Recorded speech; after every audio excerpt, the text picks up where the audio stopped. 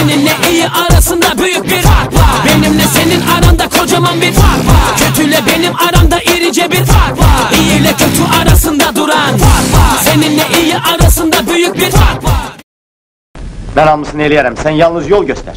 Bunun bircə yolu var. Sen o kitabları okumalısın.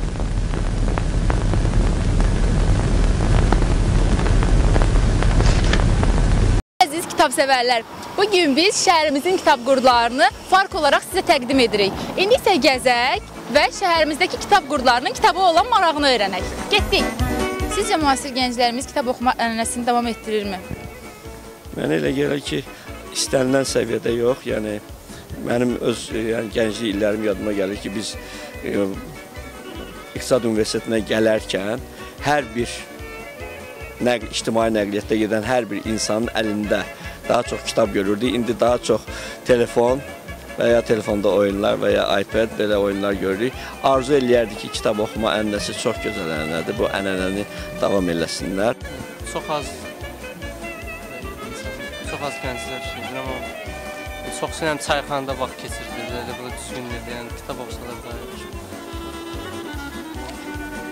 Durup desək ki, davam ettirirlər, biraz yanlış olar. Çünki gənclər üçün başqa bir dünya var, internet var, kompüterdən oxuyurlar, böyük bir texnologiya var və indiki kitab sürəti ilə gənclərin oxu sürəti və qavrayış sürəti çox fərqlidir.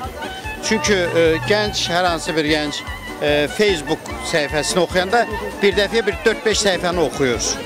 O baxımdan müqayisə eləyəndə kitab onun üçün biraz statikdir, yəni donuqdur. Müasir gənclərimiz kitab ənənəsini davam etdirməyə başlayıb. Yəni kitab oxuyurlar. Həm də müasir gənclərimizin oxuma həvəsini nəzərə alıb, indi müasir naşirlərimiz var, nəşriyyatlarımız var. Onlar müasir kitablar buraxırlar. Siz yəni gəzsəniz, görərsiniz. Düzdür, onların sayı elə də çoxdur, amma gənclərin zövqünü oxşayan kitablar buraxılır.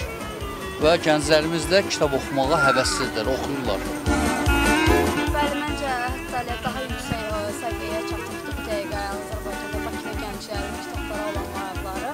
Fikrimcə bu yeni yazarların nailiyyətidir ki, indiki gənclər kitablara olan marağı yəni daha da artıb. Məncə əvvəllər də var idi, gözəl, yəni məsəl üçün Mirzə Fətəli Axundov, Cəlil Məmmədquluzadə, Əbdürrəhim bəy Akverdiyev və s.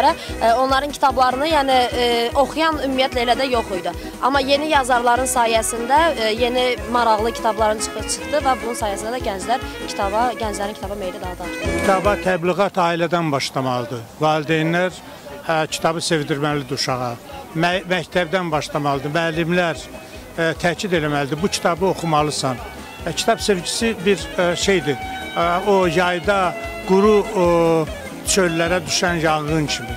Bir dəfə o düşdü bir gəncin ürəyinə ki, kitab sevgisi o ürəyə düşdü. Ondan sonra onun qarşısını heç nəyin almaq olmaz. Seninle iyi arasında büyük bir fark var. Benimle senin aranda kocaman bir fark var. Kötüyle benim aramda irice bir fark var. İyi ile kötü arasında